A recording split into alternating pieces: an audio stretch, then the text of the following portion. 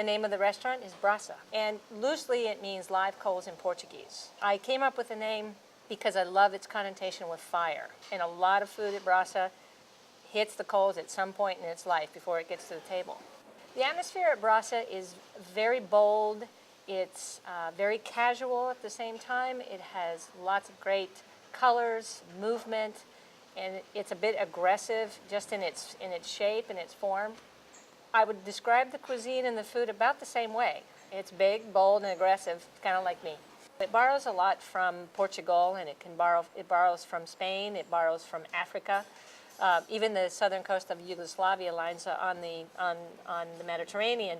But that means that I can have dishes with the pig. I put chorizo, which we make our own chorizo, which is very spicy.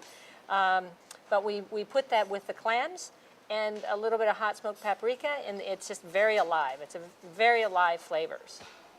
I do have a mantra when it comes to food. I think the ultimate is that the food tastes delicious.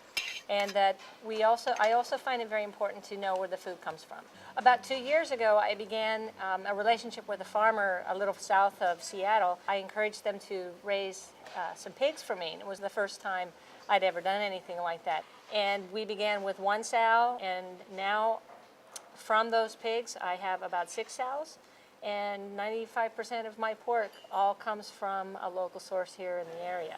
I appreciate flavors that sort of dance off my tongue. There's a lot of food out there that I describe as front-of-the-mouth food, and which means that by the time you've swallowed it, you've sort of forgotten about it. Well, I want it to stay with you in a good way.